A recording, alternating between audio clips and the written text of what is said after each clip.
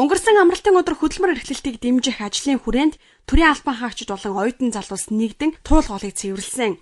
Энэ үеэр 10 гаруй хүний чандар 25-аас 26 мянган хуурамч мөнгөнд дэвсгэрт олсон гэж голыг цэвэрлэж байсан Тунгаа төрийн бас байгууллагын гишүүн Лавгдорж хэллээ.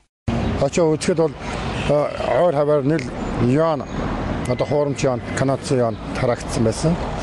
Энэ хуурамч тарагдсан яаны ойрцоор бид миний зүгээр тооцоогоор хараа тоосноор баг 10-20 30 мянган яан тарагдсан байсан. Тэнд яан нэг орчин дотор үдсээ хахад нэг ногоон далбаатай нэг хитэн бот байлаа. Тэрний доот баг 3 бооно босно гэж тархаа хайцсан тийм чандруу байсан.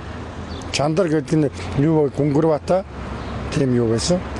Харин чандар гэх зүйл дээр Баянзүрх дүүргийн цагдаагийн хэлтсийн мөрдөн байцаах 2 дугаар тасаг ажиллажээ. Бид тасгийн дараа Бацоргтой уцаар холбогдлоо. Тэрээр ярилцлага өгөх боломжгүй гэсэн юм. Гэхдээ бидний асуусан асуултанд хариу өгсөн Бацоргийн ярьснаар дуудлага өгсөн хүмүүс андуурсан юм байна. Цагдаагийн хэлтсийнхэн туулын эргээс олсон зүйлийг юу байсныг шалгаж байгаа гэлээ. Гэхдээ чандар биш гэж тайлбарлаж байна. Бид энэ тухайн мэдээллийг үргэлжлүүлэх болно. Шууд болортой мэдээллээ.